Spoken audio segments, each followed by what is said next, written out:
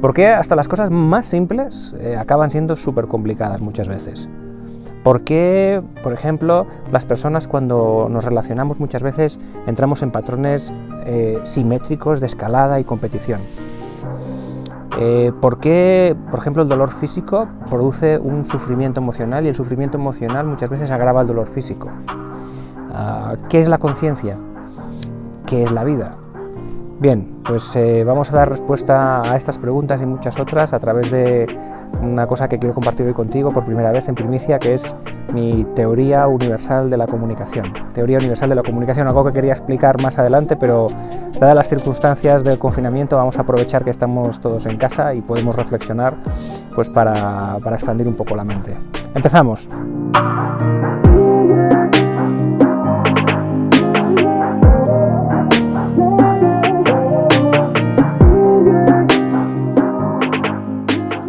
Si te pregunto qué es esto, supongo que me dirás que es un vaso.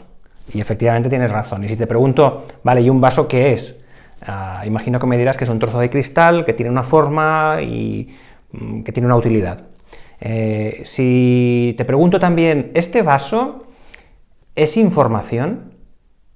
Imagino que la respuesta también será afirmativa, ¿verdad? Este vaso es información, porque este vaso me dice, por ejemplo, la forma que tiene, el color, el tamaño. Todo eso es una información muy densa, muy obvia, que se ve enseguida, y no solo contiene esa información tan densa, sino que también contiene una información mucho más sutil, como serían, por ejemplo, las leyes físicas que rigen que este vaso ahora conserve su forma, o las leyes físicas que hacen que si yo suelto el vaso se vaya a caer, o leyes químicas que también hacen que mantenga el color a lo largo del tiempo. Entonces, este vaso es información también. Y este es el primer principio de la teoría universal de la comunicación. El primer principio de la teoría universal de la comunicación dice que todo lo que es información. No existe nada que no sea información. Todo lo que es información. Y le vamos a dar una vuelta a esta ley o a este principio y la vamos a completar diciendo que no solo todo lo que es información, sino que información es todo lo que es. Todo lo que es información y información es todo lo que es. Y esto tiene muchas implicaciones, ya te las voy a explicar. La primera de las implicaciones es que todo lo que existe está comunicando todo el rato. Todo aquello que existe está comunicando todo el rato, está enviando información. Tú, por ejemplo, que existes, todo el rato estás enviando información aunque no te des cuenta. Esto es algo que en su día ya expuso el gran genio de la comunicación Paul Watzlawick en su teoría de la comunicación humana. ¿Vale? Nos explicaba que cuando nosotros nos comportamos, nuestros comportamientos comunican cosas. Y como no es posible no comportarse, entonces no es posible no comunicar. Pues bien, aquí estaríamos ampliando su principio, porque estaríamos diciendo que no es posible no comunicar porque no es posible no ser. Entonces, como mientras tú eres, comunicas. Y aunque seas una persona, aunque seas un simple vaso, un vaso comunica. Y de hecho, quien preste mucha atención a lo que dice un vaso, probablemente pueda sacar muchísima información. Entonces tenemos una realidad a nuestro alrededor que continuamente nos está hablando, nos está enviando muchísima información y a veces algo tan pequeño como un vaso podría contener toda la información del universo. La segunda de las implicaciones viene de la pregunta que lógicamente uno se hace llegados a este punto, ¿no? Que sería, pero vale, entonces la realidad es algo más que información o solo información. Y la verdad es que científicamente no podemos demostrar que la realidad sea algo más que información, por el simple hecho de que toda nuestra comprobación empírica a través de los sentidos procede de información y por lo tanto nuestra experiencia de la realidad es experiencia de la información que recibimos de la realidad. Por lo tanto, no podríamos demostrar científicamente que la realidad es algo más que información. Pero no solo eso, existen muchas voces, entre ellas personas destacadas, por ejemplo el premio Nobel George Smoot, que explican que la realidad, lo más probable es que la realidad en la que vivimos no sea más que una mera simulación, que todo esto que estamos viendo es una mera simulación y que por lo tanto no es más que una especie como de Matrix en la que estamos sumidos, aunque pensamos que es real, no es más que pura información que circula en los circuitos de alguna especie de gran ordenador. A ver, ver qué es lo que estamos diciendo, qué estaríamos diciendo. Uy, para el carro, volvamos al vaso. Mejor que volvamos al vaso porque quizás estamos yendo muy deprisa y no sé a ti, pero a mí la cabeza está a punto de explotarme. Entonces, vamos a volver a este vaso, que es un paquete de información que te llega por la cámara. Si yo cojo este paquete de información y lo pongo delante de un espejo, ya no solo te llega desde aquí, sino que esta información te llega desde el espejo, por lo tanto se ha multiplicado por 2.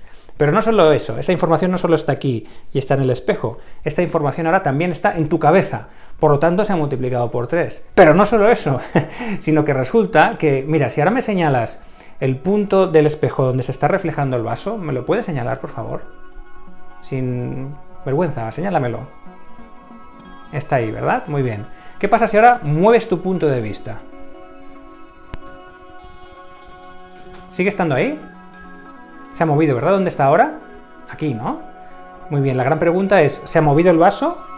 ¿O el vaso siempre estaba ahí? Y la respuesta es, el vaso está en todos y cada uno de los puntos del espejo. En cuanto yo pongo el vaso delante del espejo, cada punto refleja el vaso. Lo que pasa es que tú solo ves uno en concreto, dependiendo de tu punto de vista, pero el espejo lo que ha hecho ha sido multiplicar por infinito la información de este vaso. Bien, lo que te acabo de explicar no es trivial para nada, porque lo que te acabo de explicar básicamente es la base para entender el segundo principio de esta teoría, y es que la tendencia natural de la información es expandirse. La naturaleza de la información es expansiva, es entrópica, lo que quiere es crecer, multiplicarse, solo busca un receptor que la refleje de alguna manera y entonces se habrá multiplicado. Ese receptor puede ser un espejo, o puede ser una mente, o puede ser sencillamente un cuerpo que recibe un virus. Por ejemplo, un virus es un pedazo de información que lo que está buscando es expandirse a través de receptores que lo reflejan y lo multiplican.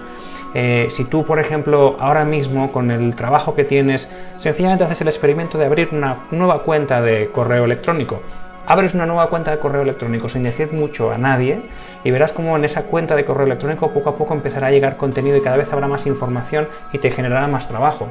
Si tú estás en un puesto de trabajo, por muy simplificado que lo tengas, la tendencia natural de tu puesto de trabajo también será aumentar su complejidad. Cada vez llegarán más tareas, más informaciones, la información tiende a crecer, su naturaleza es expansiva. Y esto nos lleva rápidamente y de cabeza nada más ni nada menos que al tercer principio de esa teoría, y es que la información se expande gracias a la reflexión, a reflejarse.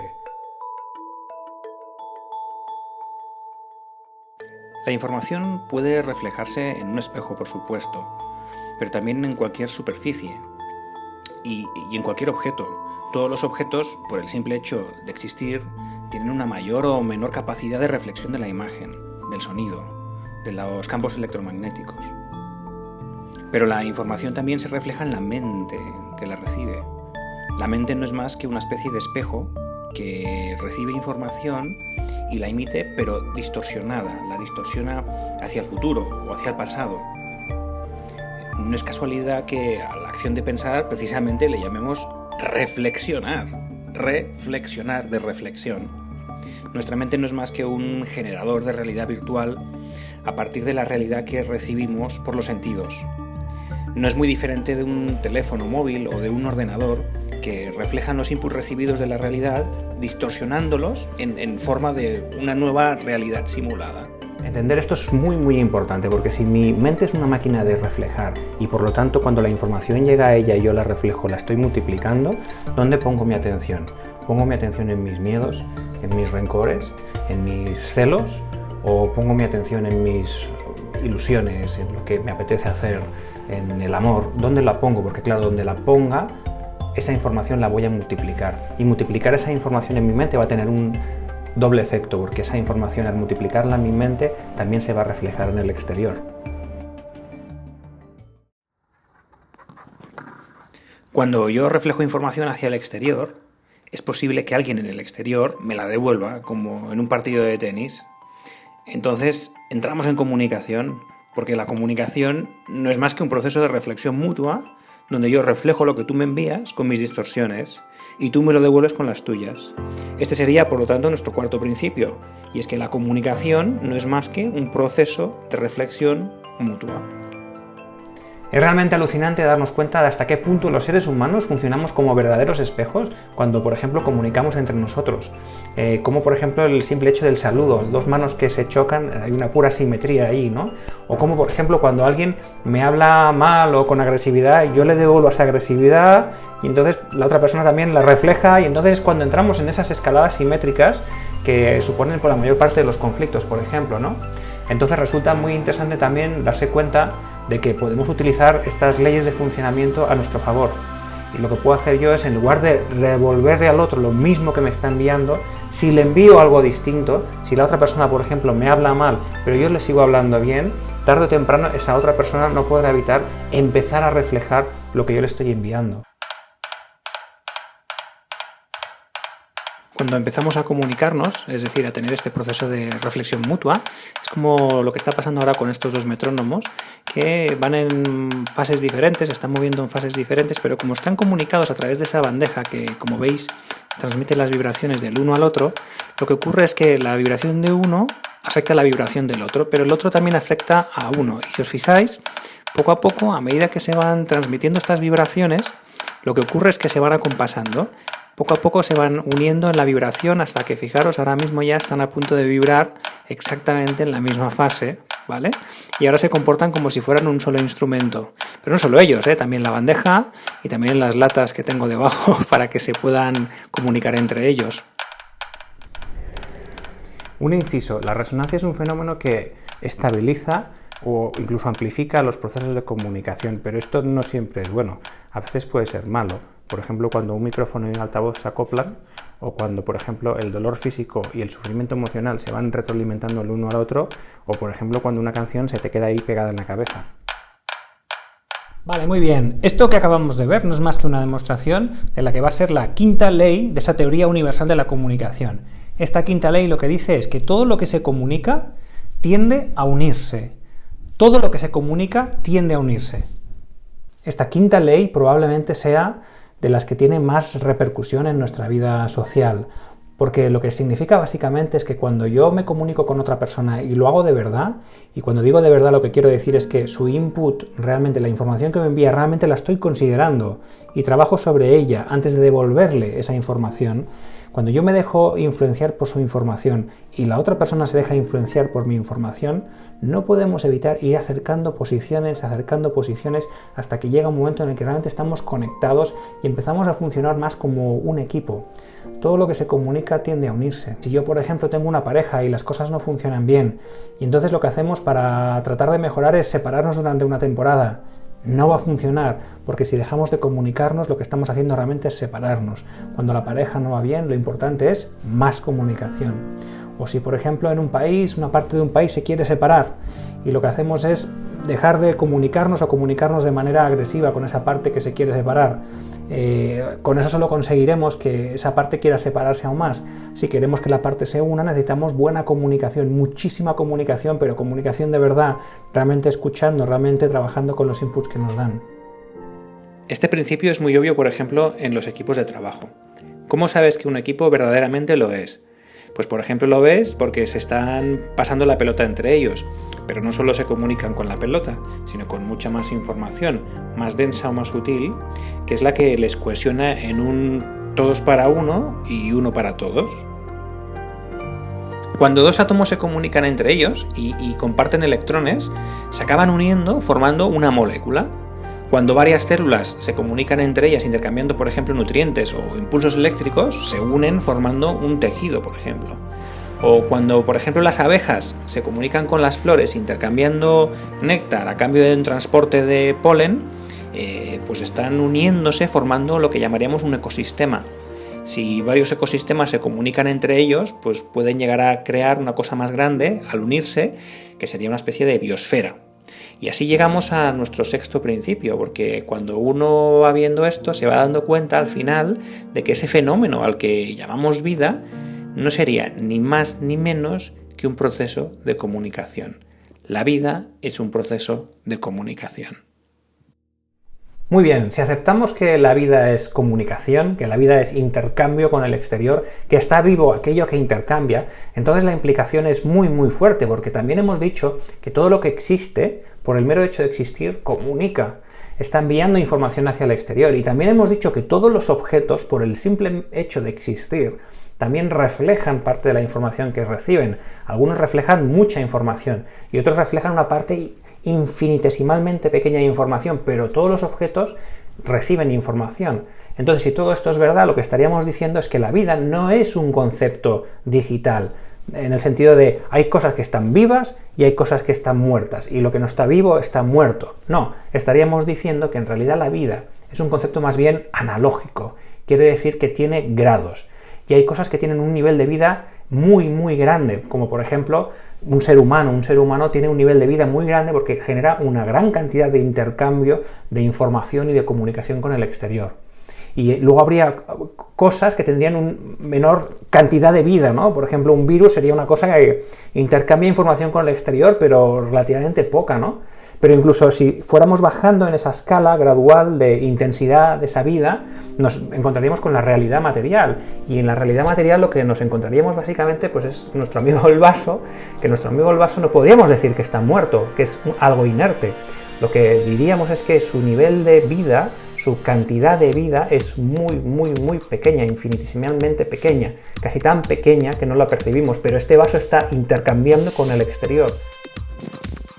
El universo entendido como pura información lo podríamos representar en dos dimensiones, ¿vale? La dimensión horizontal sería la que acabamos de ver ahora, que es la dimensión de la vida, es decir, el proceso por el cual lo que existe, que no es más que información, intercambia información con otras cosas que también existen, que también son información.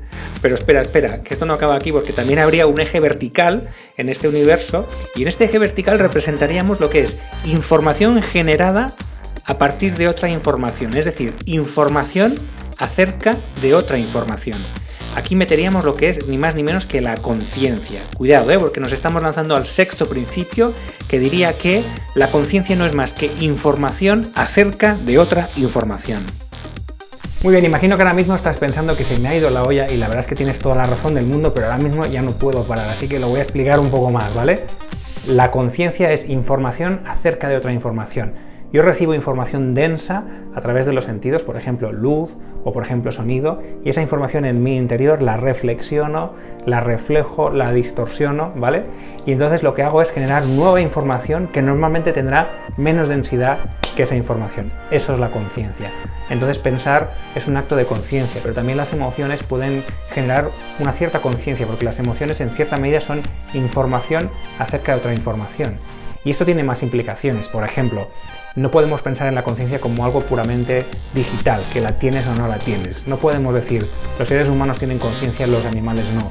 Incluso decir que las piedras no tienen conciencia, o con mi amigo el vaso no tiene conciencia. Mi amigo el vaso tiene una conciencia infinitesimalmente pequeña, pero algo de conciencia tiene, porque cuando recibe información la refleja y la distorsiona, generando nueva información acerca de la información con menor densidad. Obviamente su nivel de conciencia es muy, muy pequeño, pero tiene algo de conciencia. Las máquinas, por ejemplo, ¿las máquinas tienen conciencia? Pues las máquinas, muchas de ellas tienen niveles de conciencia relativamente avanzados, y sin duda llegará un momento en el que las máquinas tendrán más conciencia de nosotros. ¿Es eso peligroso? A muchas personas le asusta. A mí no me preocupa para nada la conciencia. La conciencia es algo bueno per se. El problema precisamente es la falta de conciencia. ¿Os acordáis de aquello de perdónales porque no saben lo que se hacen? A mí no me preocupa una máquina que sea súper consciente. A mí me preocupa un ser humano que no lo sea. Este vídeo se me ha ido completamente de las manos, lo reconozco, pero esto es lo que tiene la cuarentena y el confinamiento, así que espero que por lo menos hayas pasado un rato divertido y te haya resultado interesante. Y nada, cuídate muchísimo, protégete un montón y espero que nos veamos pronto. Hasta pronto.